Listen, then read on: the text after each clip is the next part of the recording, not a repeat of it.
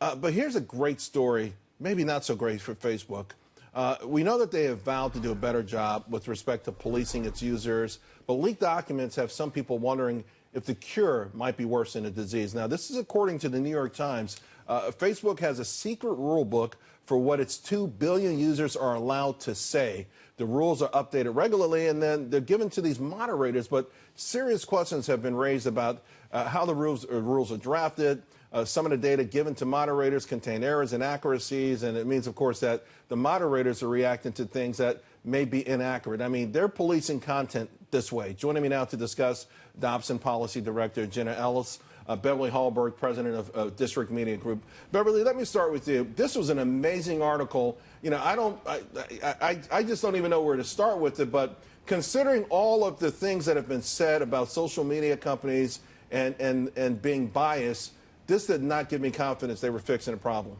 And not at all. And I think this story ends a very bad year for Facebook when it comes to the PR side of things. One thing I found most interesting about these 400 pages that were released talking about how they deal with these types of issues is the fact that they seem to be making up rules as they go along, almost on the fly. You saw in the documents that every Tuesday morning at breakfast, they get together with Facebook lawyers and engineers and determine what's allowed and what's not. And these decisions are being made by individuals who often have never been to the country. There are over 100 countries that use Facebook and don't even speak the language. So there's so much that is lost in the translation. So we're not just talking about political biases that it can happen here in the United States that many people have concerns with. You're also talking about biases across the world. So I think this is very concerning, and I think Facebook, once again, has a lot of questions to answer. It's so weird. I mean, they're policing emojis, right? They can't read the language, but, hey, that's the wrong emoji. You know, Jenna, one part of the article that really caught my attention,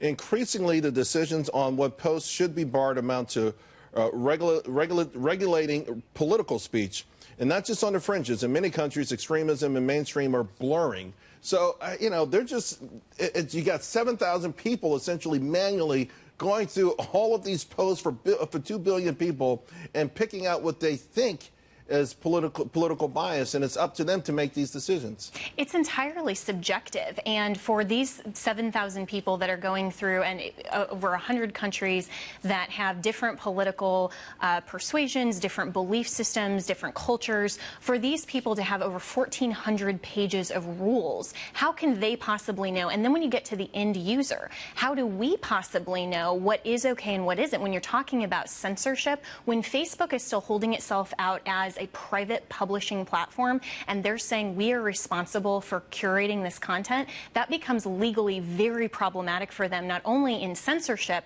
but then also if they miss something. That 7,000 people are going to be implementing these rules similarly, that's just impossible. So from your knowledge of the constitutional law, does this suggest maybe that they should be considered broadcasters, or at least live under the same rules that broadcasters live under? They possibly should, and I think from a legal perspective, it would be a good idea for Facebook to consider, do we want to become essentially a public utility and have their publishing platform be similar to a phone call or text message? I mean, if I'm on a wireless carrier, right, whatever I say on text, that's not going to go back and be liable to my provider in terms of the wireless carrier. Facebook really needs to consider, are we a public utility, or do we want to continue to be a private platform and have responsibility? Beverly, it says the closely held rules are extensive and they make the company a far more powerful arbiter of global speech than has been publicly recognized or acknowledged by the company itself. That's a mouthful right there. It's hard to say. It's even harder to get the truth behind of what's going on Facebook. This is a company that continues to say they're transparent, but whether it's these documents which were leaked, they were not given to us by Facebook, or whether it is even their past practices when it comes to how much Russia could actually infiltrate the platform, or how much they're actually selling users' information to other companies, Facebook has not been forthcoming. What I will give to Facebook is what they're setting out to do with this being such a large platform is extremely difficult. Figuring out how to censor some things that are not appropriate in other countries is very difficult. The problem I have with Facebook is they haven't been forthcoming, and the more they hide these things and the more that we found out through leaks, I actually think that is what's doing the most damage to Facebook. I tend to agree. Ladies, thank you both very much. Jenna, Beverly, Happy New Year to both of you.